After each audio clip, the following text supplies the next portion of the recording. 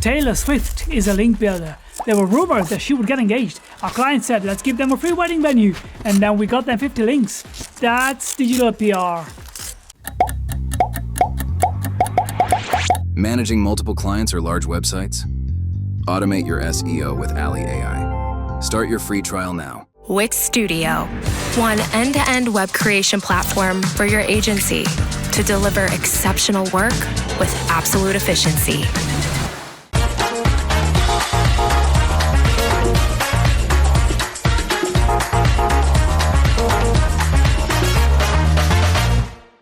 Morning, Brighton. Welcome. First talk for today. Talking about local SEO today for multi-location businesses. Local SEO and reputation management, which we're going to talk, we're going to hopefully show you are quite closely related. First, a little bit about myself. This is our office, at least one room of it, the old monastery in the medieval center of 's-Hertogenbosch in the south of the Netherlands. At the top of Catholicism in Den Bosch, there were 1,100 nuns in this building. At the end, there were 5 left. So you can imagine it became quite expensive to pay for the electricity and the heating.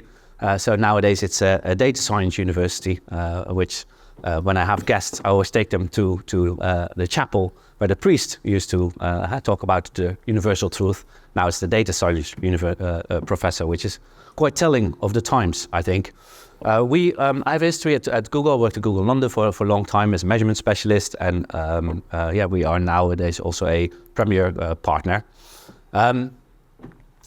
3 topics today, 3 monkeys. I've done this every time I've presented.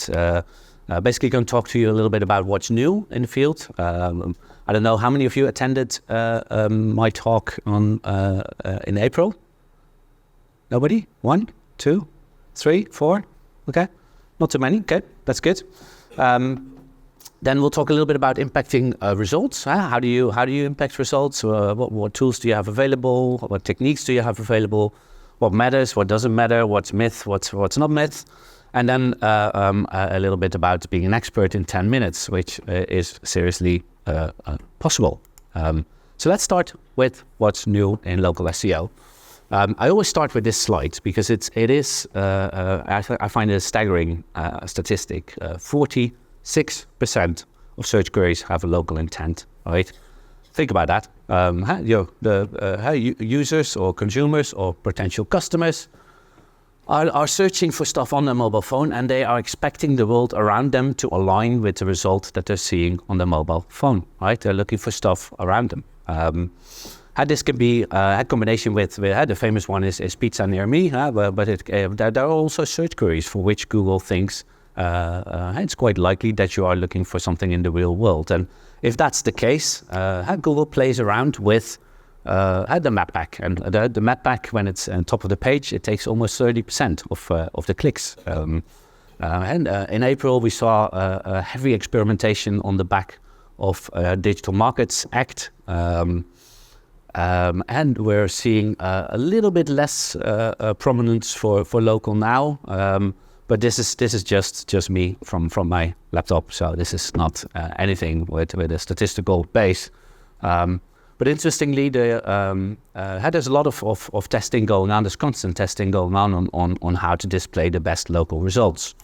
There'll be more about that later. Another one which is relatively new is the fact that Google now takes in reviews from multiple networks. We still heavily advise our customers to focus on Google reviews because we think those are most effective in terms of cropping up your local business. But if Google displays your review score from other networks, those other networks also become important, right? Because people looking at your Google My Business listing are often at that bottom of the funnel, right? They're deciding whether to go to your location or not to go to your location, whether to call you to make a booking or not. So it's quite an important digital asset within your customers or within your digital journey. Also, you can now link your social media profiles to Google My Business. We can bulk upload these. You have a choice to do one business profile and connect them to all of your listings, or to have a single link for a single a Facebook page that matches the specific Google business profile location. And this is relevant from a few perspectives, right? It also feeds into generative AI, actually, but we'll talk about that a little bit later. This is also a big one. Google Merchant Center next, basically allowing companies with fewer than 50 locations to have one place to upload products, and for those products to then be connected to all of the listings within the location group that's connected to your Google Merchant Center. I don't know if many people have set up the local inventory feed. That's the alternative to this. If customers have more than 50 locations, and you can connect the Google Merchant Center, but you also need a local inventory feed, right?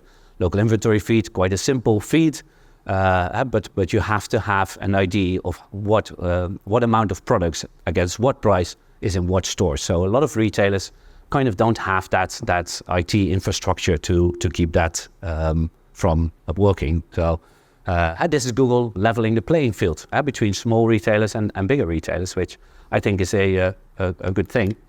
And maybe actually also the custom services. Every category has a bunch of standard services connected to it. You can upload any custom service. So for the SEOers in the room, we've had an account that said, I just want as much text there as possible in case Google ever considers this a ranking factor. It's not a ranking factor at the moment. We just copied the sitemap, downloaded the sitemap, ran through ChatGPT, wrote out a description for every single product that they have, and uploaded it on 200 stores, which means you have this much text everywhere. Hasn't impacted anything yet, but you never know. This one's an interesting one. So having a laugh with Greg about this morning. Google Maps data is alive, right? We still see so many companies. They do a single optimization. It's there. They're like, oh, we're done now. Move on, and then things start to fall apart, right?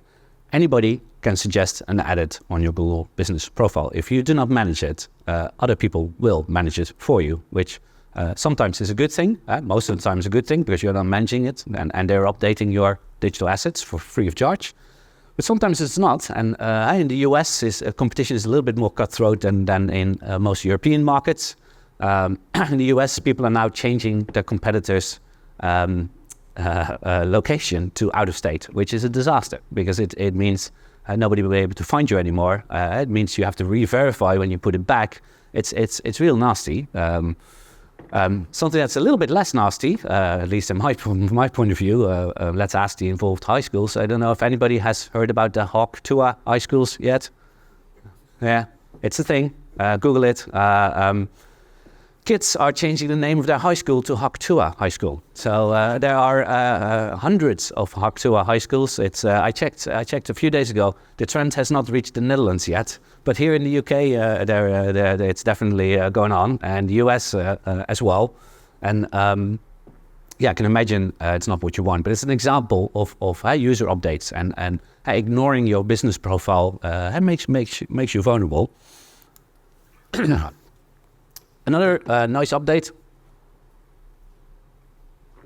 Apple Business Connect, the equivalent of Google Business Profiles on Apple Maps, now actually feeds data back via API. So as a big multi-location business, you can now get your data back, which is great, right? Because it also gives you the motivation or the internal defense to actually invest time in setting these things up.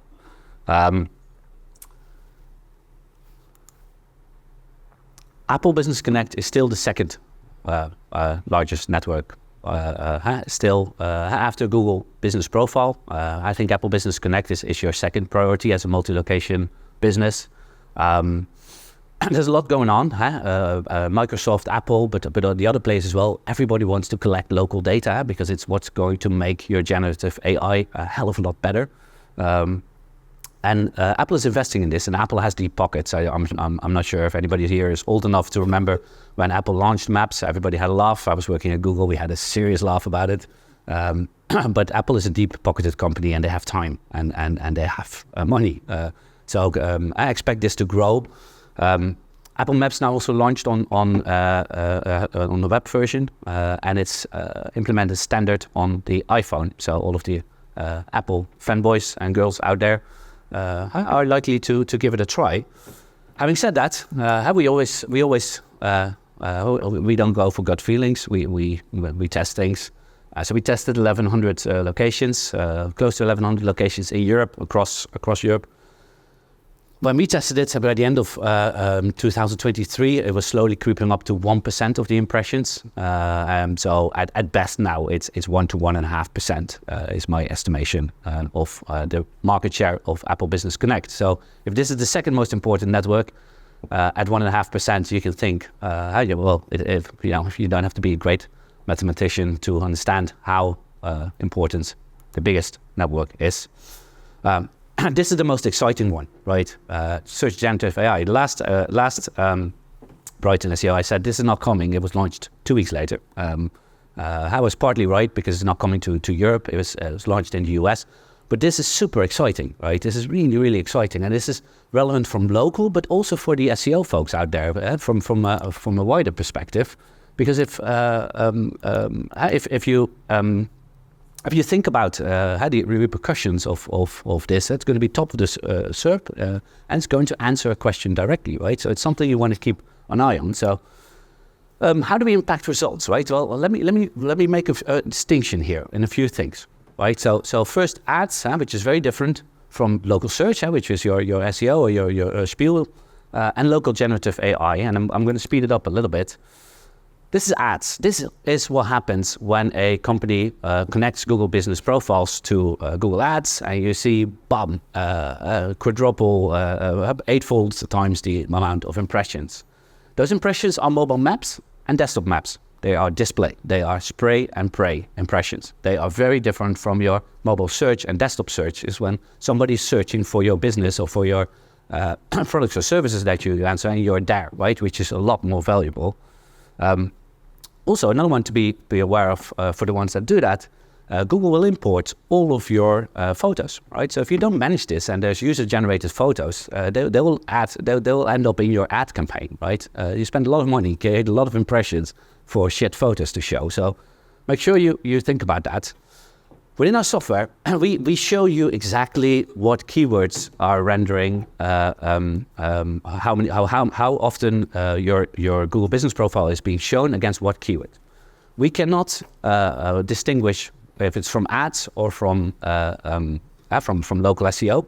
But what we see is when we switch it on, all these new keywords come into play, and we can see what type of keywords they are, and they're different type of keywords, right? So one is your search result, and the other one is where Google shows you when you start paying. Now, what always pays off in terms of how we're still in the results section is testing. So it can be super simple A/B test. Divide your locations and test a control group. Push a few changes through, and see what is the relative share of the impressions versus the relative share of the impression of the control group, right? And compare those.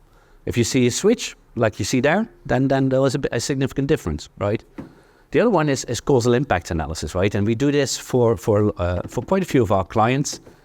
You get a question, this is a local vending machine, 116 vending machines in the Netherlands, 80 in the control group, 80 in the test group. And the test group we divide in new locations and locations that are doing well, locations that are doing poorly. And we launch a simple Google Ads campaign. Nothing too much, 900 euros, that's it, right?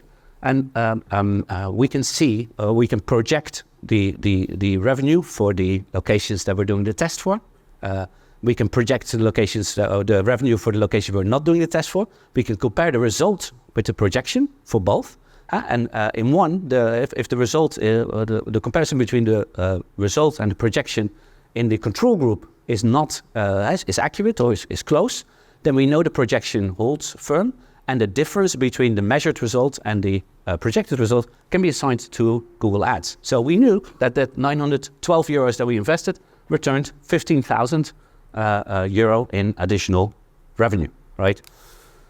What we also test is the different players out there, right? So we see that if you actually start to deploy a local SEO tool, there is an uptake. But we have customers across 23 markets, And every single market has their own little strategy and does things differently. And that's beautiful because that means you can actually drop a data scientist on there and they can think about what is working, what's not working, right? So we see that the difference between the vendors, the best vendor and the worst vendor, has 6% impressions, 9% actions, right? It's up to you to decide if that's good enough or not. But what we also see is that a lot of these vendors, in their interface, everything looks beautiful, everything's going well, don't worry. And then you open Google My Business and it is a slaughterhouse. There is blood everywhere, unverified listings. And I just really think, the 99% is in the slaughterhouse, but the 1.5% is going really well for you. So be aware of that, right? And make sure you check Google My Business occasionally. Citations, social media links, and posts, they do not impact the impressions on Google My Business. They don't. What it does do, social media links and posts, they do push your competitors down the SERP, right? Which is important, right? You know, as SEO specialist, every centimeter is a win. And social media links and posts, that data is taken into account into Google's large language model, right? Which is important.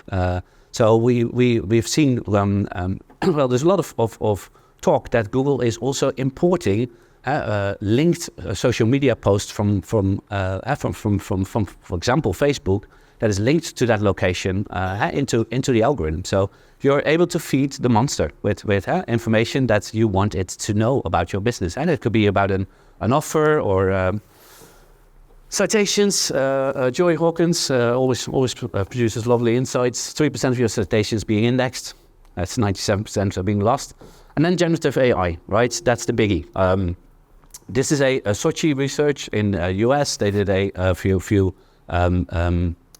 searches, and they looked at how what's the response, how is it accurate? So they have to ask the follow-up questions, and they checked. Gemini, they're the winner. Search generative experience or Google AI overview, as it's rebranded now. Bing and ChatGPT following. But be aware that this is US data, right? This is just going on in the US at the moment. Perplexity takes their data from Yelp. Yelp doesn't exist in Europe. I mean, maybe in, I think, Ireland a little bit, in the UK. The rest of Europe, it's non-existent. And Bing is has very little information, I think, about the offline world in Europe. So this statement, or this means that basically for Europe, I think it's going to be Google. And if you look at what Google does in the US, these are the categories that's testing for: restaurants, cultural venues, all types of stores. And you can play around with Gemini and ask it what's the best SEO conference and who's the best speaker. It has an answer for the first question, not for the second question. I would have expected Greg to be there. But well, we know where it's getting its data from. It's bloody simple. It's getting it from Google reviews, and Google is also telling you what reviews it's pulling that in from. So you can go to the Places API, download that data. We're going to work this into our software actually, but it will tell you which reviews it used. You can see the reviews it used. So another reason why reviews are important, right? People read reviews, people trust reviews, and they're a major ranking factor. I usually refer to them as the backlinks of local SEO, and that kind of gives people enough context to understand the importance. Now, we also test the shit out of this, right? We do A/B tests for our bigger customers, and we see strong correlation between the average number of reviews, the average rating, and the reply percentage. And for the reply percentage, we can be even more accurate. Every 1% increase in reply rate leads to a 0.3% increase in impressions and actions, and to a 0.14% increase in rating. Now think about that, right? It's logical as well. If would you comment very negatively on a restaurant if you see the owner responding to every review? You would be a little bit more positive, wouldn't you? Like, you don't want to get into a fight with the owner. Like, he's protecting his business. He's a human being. Have people that don't respond, and you can talk all about. Now, how do you ask for reviews? I'm going to speed this up. I'm running behind a little bit. ask for reviews. The difference between a company that has bad rating and a good rating usually isn't the service that they do. It's usually the fact that the company with a good rating asks for reviews and the company with a bad rating doesn't. That's it, literally.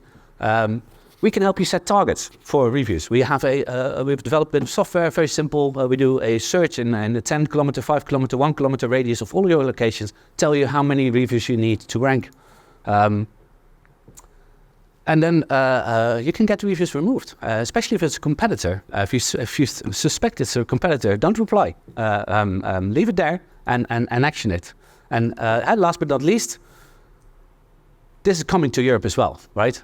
The local large language models. It's going to feed off of reviews. So manage your reviews. Don't wait until your customer asks you why is Google's AI overview very positive about my competitor and very negative about me. It's because you don't ask for reviews. So everybody that leaves a review is angry at you because those are the people that will be able to find your reviews.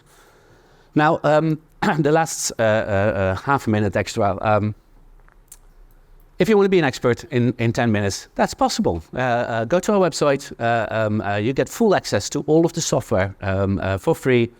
5 to 10 minutes. Don't close your browser, please, because then it's going to get messy. Keep your browser open. Go to the website, start free trials, share GMB access, indicate a location group. Listings will be imported, 5 to 10 minutes. We will drop you in the software. You have access to some stuff while we're downloading the other stuff. And literally, 10 minutes later, you can have a very intelligent conversation with your customer about their reviews, about their hygiene, about the presence. And we like working with agencies. We work with a lot of performance marketing agencies. We share knowledge. We make them look good towards their customers. And when they have a problem, they can come and check in. So we have a stand downstairs as well. We have really cool stickers. So come and collect a sticker, say hi. And let me know if there's anything we can help with. Thank you.